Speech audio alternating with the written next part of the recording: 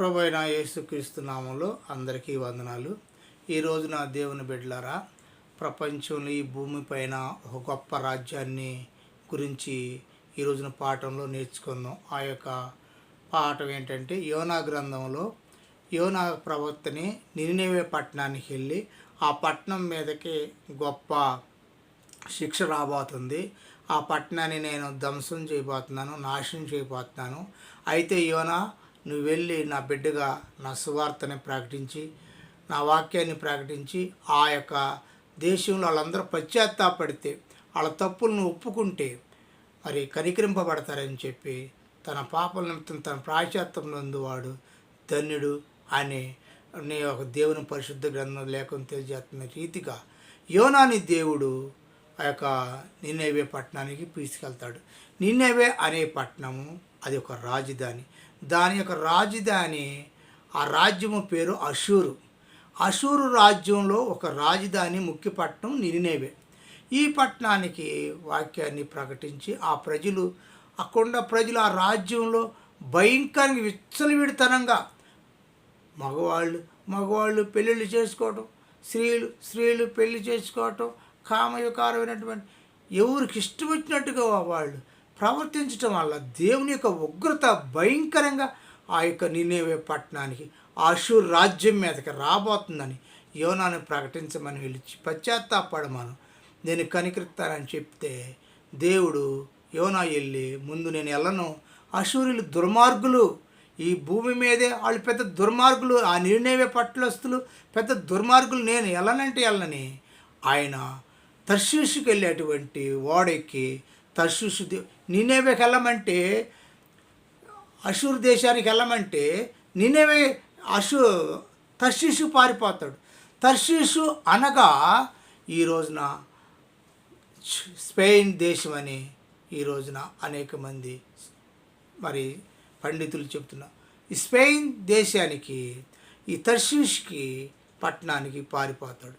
కానీ దేవుని బిడ్డలారా, దేవుడు మాట ఇచ్చి నెరవేర్చకుండా ఉంటాడు. ఆయన మాట ఇచ్చి నెరవేర్చే దేవుడు కాబట్టి చేపను పంపించి, చేపని మరి యోనాను మింగి తీసుకొచ్చి మళ్ళీ ఆ యొక్క అషూరు రాజ్యం నినివే పట్టణానికి వైపుకి ఊసివెత్తే, ఆ పట్టణానికి వెళ్ళి ప్రకటించి, అక్కడ ఆ ఓ చెట్టు కింద కూర్చున్నప్పుడు, మరి ఆ చెట్టు కింద సొర చెట్టు ఆయన ఉన్నప్పుడు ఆయన కూర్చున్నప్పుడు బాగుంది, తర్వాత ఎండిపోతుంటే చూసి బాధపడతాడు యోనా.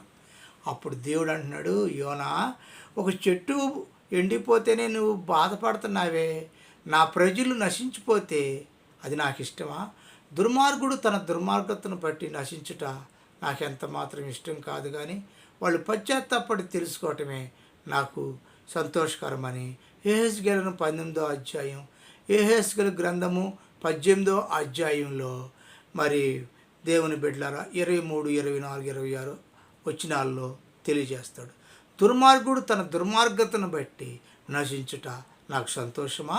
ఆడు పశ్చాత్తాపడి మనసు మార్చుకొని సంతోషంగా మంచిగా బతకటమే నేను కోరుకునేది. ఇదే కదా దేవుడుగా నేను కోరుకునేది, నా బిడ్డలు సంతోషంగా ఉండాలి అనేది నా కోరిక అని యెహెజ్కేలు గ్రంథము 18వ అధ్యాయము 25, 26 వచనాలు, 23 వచనాలు ప్రభు ఆ సందర్భం అనేక వచనాలు దేవుడు మాట్లాడుతూ ఉంటాడు. యెహెజ్కేలు 18వ అధ్యాయం. దేవుని బిడ్డలారా, దుష్టుడు మరణించడం దేవునికి ఇష్టం ఉండదు. అది ఏ దేశమైనా, ఏ ప్రాంతమైనా, ఏ మతమైనా, ఎవరైనా కూడా మనందరం కూడా దేవుని స్వరూపం ముందు, దేవునికి పోలిక చొప్పున ఆయన స్వరూపం ముందు స్త్రీగాను పురుషుగాను సృష్టింపబడ్డ వ్యక్తులమే.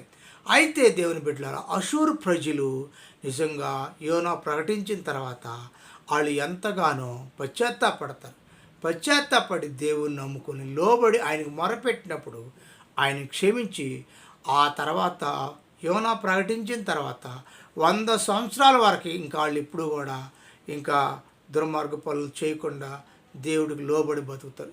దేశం చాలా క్షేమంగా ఉంది. ఆ తర్వాత 100 సంవత్సరాల తర్వాత మళ్ళీ ఆ తరం పోయి ఇంకో తరం వచ్చినటువంటి బిడ్డల వాళ్ళ పిల్లలు ఇంకా దుర్మార్గంగా ప్రవర్తించి, ఎంతగా దుర్మార్గంగా ప్రవర్తించారంటే దేవుడు చెప్పినా కూడా వాళ్ళు ఇక విననటువంటి మూర్ఖంగా ప్రకటించారు. ఇక వాళ్ళకి దేవుని దృష్టిలో ఇక దేవుని మాట వినరు అన్నట్టుగా వాళ్ళంతా దుర్మార్గంగా ప్రవర్తిస్తున్నారు అశూరీలు. అప్పుడు దేవుడు నహూమును పంపిస్తాడు. నహూమును పంపించి నహూము గ్రంథము 1వ అధ్యాయము 8వ వచనము, నహూము గ్రంథము 1వ అధ్యాయము 14వ వచనము. ఈ యొక్క 1వ అధ్యాయంలో ఏం చెబుతాడంటే, మీరు జల సమాధి అవుతారు అని దేవుడు ఏం చెబుతాడంటే, అశూరు రాజ్యానికి జల సమాధి అవుతారు మీరు. దేవుని ఉగ్రత మీ మీదకి రాబోతుంది, దేవుడు మిమ్మల్ని శిక్షించబోతున్నాడు అని అశూరు రాజ్యాన్ని గురించి నహూము గ్రంథంలో నహూము ప్రవక్త ద్వారా దేవుడు అశూరు రాజ్యాన్ని హెచ్చరిస్తే అశూరీలు నవ్వారు, హేళన చేశారు. మేము ఎంత బలమైన వ్యక్తులమో తెలుసా, ఈ భూమి మీదే గొప్ప బలమైన వ్యక్తులు. అశూరు రాజ్యం ఎంత బలమైన దేశం అంటే, ఎంత బలమైన రాజ్యం అంటే దేవుని బిడ్డలారా, ఒకసారి మనం ఆలోచించినట్లయితే అశూరు రాజ్యం చుట్టూ ఆ యొక్క ప్రాకారము చుట్టూ గోడ, అశూరు రాజ్యానికి చుట్టూ ఉండ గోడ ప్రాకారము పైన 3 రథాలు తిరుగుతాయి చుట్టూ.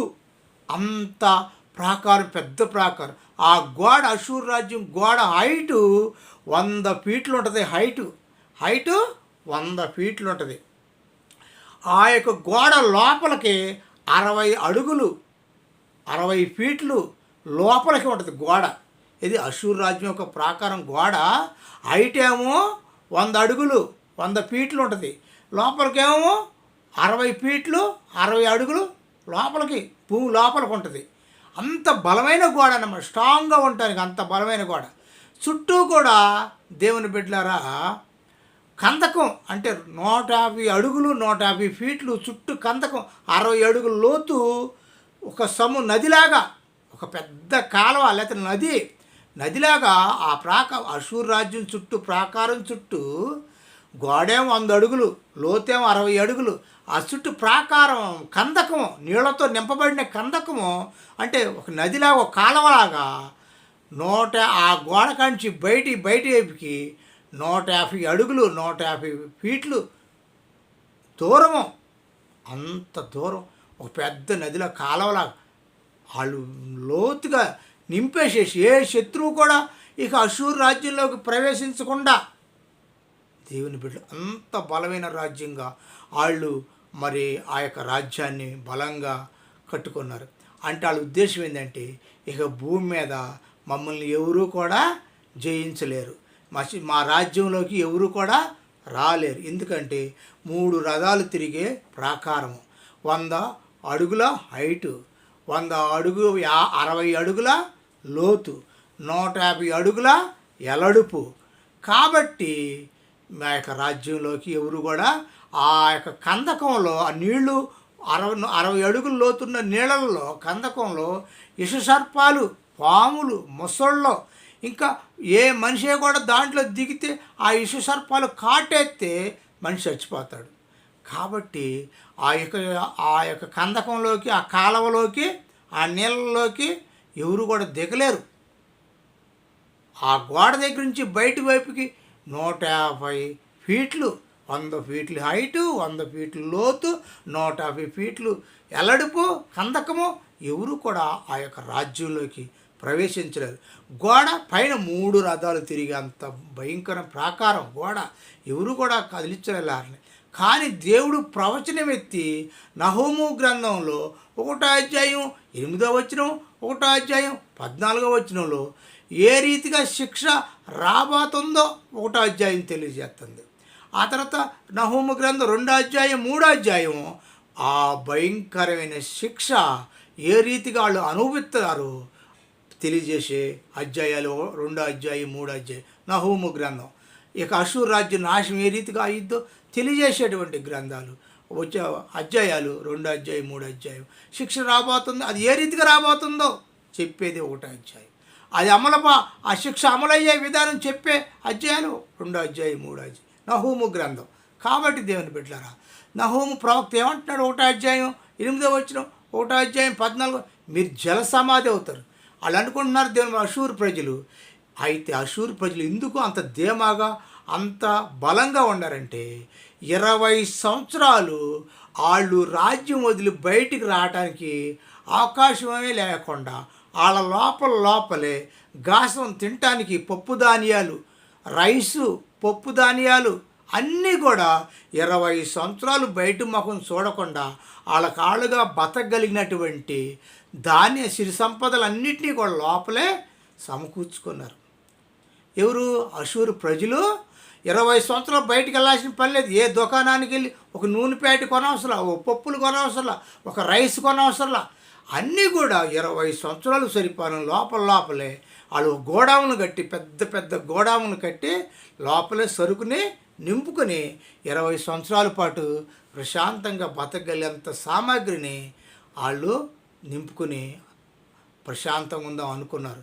కానీ దేవుడు అంటున్నాడు, ఏమంటున్నాడంటే నువ్వు జలసమాధి అవుతావని అన్నప్పుడు, దేవుని బిడ్డలారా, క్రీస్తు పూర్వం 600 సంవత్సరంలో ట్రైగస్ నది, అది ఈ అషూర్ రాజ్యము, ఓ పక్క యూఫ్రటీస్ నది, ఓ పక్క ట్రైగస్ నది. ఈ ట్రైగర్స్ నది, యూఫ్రటీస్ నదుల మధ్య ఉండే రాజ్యమే అషూర్ రాజ్యం. అషూర్ రాజ్యం పంటల పండటంలోనూ సిరి సంపదలు గల గొప్ప రాజ్యము. కాబట్టి ఇక మాకు కీడు లేదు, మేము ఏదనుకుంటే అదే అని ఎర్రవీగి అహంకారంగా ప్రవర్తిస్తున్నప్పుడు దేవుడు ఆ యొక్క అహంకార దృష్టిని అనిశేషే దేవుడు. కాబట్టి దేవుని బిడ్డలారా, దేవుడు అంటున్నాడు, గాయపరిచేవాడిని నేనే, గాయం కట్టువాడిని నేనే, మృతు నుండిచ్చేవాడు నేనే, బతికించేవాడు నేనే, నాకు వ్యతిరేకంగా ఈ భూమి మీద ఏ ఆయుధం నిలబడదు అని ద్వితీయోపదేశ కాండము 32వ అధ్యాయము 29వ వచనంలో, ద్వితీయోపదేశ కాండము 22వ అధ్యాయము 39వ వచనంలో అంటున్నాడు. దేవుని బిడ్డలారా, ద్వితీయోపదేశ కాండము 32వ అధ్యాయము 39వ వచనంలో అంటున్నాడు, మృతుంచువాడుని నేనే, గాయపరచువాడుని నేనే, గాయం కట్టువాడుని నేనే, మృతునుంచువాడుని నేనే, బతికించువాడుని నేనే, నాకు వ్యతిరేకంగా ఏ ఆయుధం కూడా నిలబడదన్నాడు. కాబట్టి దేవుని బిడ్డలారా, ఈ అషూర్ రాజ్యం క్రీస్తు పూర్వం 600 సంవత్సరంలో ట్రైగస్ నది మునిగి పెద్ద జలప్రాయం వచ్చి, భయంకరమైన భూకంపం, జలప్రాయం వచ్చేసి ఆ యొక్క అషూర్ రాజ్యం యొక్క గోడలు పక్క గోడ కూలిపోద్ది. జలప్రళయానికి, దేవుని ఉగ్రతకి ఏ ఆయుధమైన భూమి మీద నిలవగలిగిద్దా? మనం చూస్తున్నాం. చైనాలోను, అమెరికాలోను అనేక ప్రాంతాల్లో, ఇప్పుడు మన ఇలా భారతదేశంలో కూడా అటు హిమాలయ ప్రాంతాలు, మరి అనేక కొండ ప్రాంతాలు, మరి నాగాల్యాండ్ అటు చూసినప్పుడు కొండ చెరువులు ఇరిగిపడి అనేక గుళ్ళు భద్రాది, మరి అనేక ప్రాంతాలు, మన సందర్శకులు యాత్రికులు వెళ్తున్నటువంటి ప్రాంతాలు, మంచు ప్రాంతాలు, ఉత్తరాది ఆ యొక్క ఈశాన్య ప్రాంతాలు అన్నీ కూడా జలమయం అయిపోతూ ఉంటాయి, కొండలో కొట్టుకుపోతూ ఉంటాయి. కాబట్టి దేవుని బిడ్డలారా, దేవుని ఉగ్రత ముందు ఏ ఆయుధం కూడా, అషూర్ రాజ్యము క్రీస్తు పూర్వం 600 సంవత్సరంలో ఓ గోడ పడిపోతే, క్రీస్తు శకము 612లో క్రీస్తు పూర్వం దేవుని బిడ్డలారా, క్రీస్తు పూర్వము 600 సంవత్సరంలో ఆ టైగస్ నది మునిగి ఆ నది ప్రవాహానికి గోడ పడిపోతే, క్రీస్తు పూర్వము 612లో బబులోను రాజ్యం వచ్చి ఈ యొక్క అషూర్ రాజ్యాన్ని స్వాధీనం చేసుకోవడం జరిగింది. చూశారా దేవుని బిడ్డలారా, క్రీస్తు పూర్వము 600 సంవత్సరంలో టైగర్స్ నది మునిగి అషూర్ రాజ్యం గోడలు పడిపోయి ఆ 100 ఫీట్ల అడుగు, 60 అడుగులు లోతు, 150 అడుగులు కందకము, 20 సంవత్సరాల గాసము, ఇవన్నీ కూడా పటాపంచులైపోయి దేవుని ఉగ్రత ముందు ఏది కూడా నిలబడదు. కాబట్టి దేవుని బిడ్డలారా,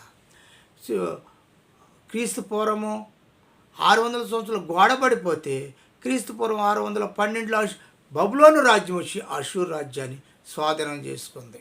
ఆ తర్వాత దేవుని బిడ్డలారా, ఇది నిజం, చరిత్రలో జరిగింది. క్రీస్తు శకము 1842లో, క్రీస్తు శకము 1842లో భూగర్భ శాస్త్రవేత్తలు అనేక మంది భూగర్భ శాస్త్రవేత్తలు తవ్వకాలు జరిపితే ఈ అషూర్ రాజ్యము బయటపడింది. క్రీశాకం 1842లో భూగర్భ శాస్త్రవేత్తలు తవ్వకాలు జరిపితే ఈ అషూర్ రాజ్యం క్రీస్తు పూర్వం 600 సంవత్సరంలో 612లో ఏ రకంగా దాడికి శత్రువులు బబులోన్ రాజ్యం దాడికి మరి టైగర్స్ నది ఆ యొక్క నది పొంగటం వల్ల జలప్రళయానికి ఏ విధంగా ఆ యొక్క అషూర్ ధ్వంసమైపోయిందో ఆ రాజ్యము ఏ రీతిగా భూగర్భంలో కలిసిపోయిందో దేవుడు నహూము గ్రంథం 1వ అధ్యాయం 8వ వచనంలోను, నహూము గ్రంథం 1వ అధ్యాయం 14వ వచనంలో నువ్వు జల సమాధి అవుతావని ముందుగా చెప్పిన దేవుడు ఆయన మాటని నెరవేర్చే దేవుడు. కాబట్టి దేవుని బిడ్డలారా, ఈ రోజున దేవుడు ఉగ్రత మన మీదకు రాకుండా ప్రయాసపడి భారం వస్తున్న సమస్త జనులారా నా దగ్గర రండి. మన కష్టాలను బట్టి, మనుషులుగా మన బాధలను బట్టి, మన కన్నీళ్లను బట్టి అనేక శ్రమలు శారీరకంగా, మానసికంగా, ఆర్థికంగా, సామాజికంగా మనం ఇసిగిపోయి ఆసరిపోతున్నావా? దేవుడు పిలుస్తున్నాడు, నా కుమారుడా నా దగ్గర రా, నేను విశ్రాంతి కలగజేస్తాను. కాబట్టి దేవునికి లోబడితే ఆయన మన తండ్రి, ఆయన బిడ్డలమే. కాబట్టి ఆయనకి లోబడితే మనల్ని హక్కుని చేర్చుకుంటాడు. ఆయన గెద్ద కోడి తన పిల్లల్ని ఎట్లా రెక్కల కింద చేర్చుకుంటుందో, గెద్ద తన బిడ్డలను రెక్కల మీద ఎలా మోసుకెళ్ళిద్దో, మన తండ్రి పరలోకపు తండ్రి మనల్ని ఆ రీతిగా మోసుకుని ఆ రీతిగా కాపాడుతాడు. ప్రయాసపడి భారం వస్తున్న సమస్త జనులారా నా యొద్దకు రండి, నేను విశ్రాంతి కాదు. కాబట్టి ఈరోజు నీ వాక్యం వింటున్నాను దేవుని బిడ్డ. కాబట్టి నువ్వు నేను మనందరం కూడా దేవుని యొద్దరికి వెళ్ళి దేవుని యొక్క నిన్ను ఆర్థికంగా దీవిస్తాడు, శారీరకంగా స్వస్థపడతాడు, మానసికంగా శాంతి సమాధానిస్తాడు. సమాజంలో నీకు గౌరవాన్ని, ఈరోజు గౌరవం లేదన్నా అనేక రీతిలుగా నా అవమానం పాలయ్యాను, అప్పుల పాలయ్యాను, ఏం చేయాలో తోసిపాటు కావట్లేదు, ఈ కుటుంబాన్ని ముందుకు ఎట్లా జరపాలో నాకు నా వల్ల కావట్లేదు, ఏమి తోసిపాటు అని నిరుత్సాహంతో పొందుతున్నావా, అనేక రీతిలుగా ఇబ్బందులు పడుతున్నావా? దేవుని బిడ్డ, ఈరోజు దేవుడు నీతో మాట్లాడుతున్నాడు. కాబట్టి ఆయన బలమైన హస్తాల కిందకి వస్తే కోడి తన పిల్లల్ని కాపాడినీతిగా ఆయన నిన్ను కాపాడు. నిన్ను, నీ కుటుంబాన్ని, నీ బిడ్డల్ని దేవుడు దీవిస్తాడు. దేవుని బిడ్డలారా, మీ అందరికీ ప్రభు యేసుక్రీస్తు నామములో మరి ఎన్నికలేని నన్ను కూడా దేవుడికి ఎంతగానో కాపాడబట్టి ఈరోజు నేను వచ్చి మీతో దేవుని వాక్యాన్ని చెప్పగలిగే రీతిగా దేవుడు నన్ను తయారు చేశాడు. దేవుని జ్ఞానం నాకు ఇచ్చాడంటే అది ఆయన కృప. ఆయన నాకే కాదు, ఈ లోకంలో సర్వశరీరులు అంతా కూడా ఆయన స్వరూపం ముందు, ఆయన పోలిక ముందు సృష్టింపబడ్డ మనుషులు మనందరం కూడా. కాబట్టి దేవుని బిడ్డలుగా ఆయన కుమారులుగా మనందరం కూడా కొనసాగుదామని ప్రభువుని యేసుక్రీస్తు మీ అందరికీ వందనాలు చేస్తూ దేవుని నామానికి మహిమ కలుగుగా. ఆమేన్.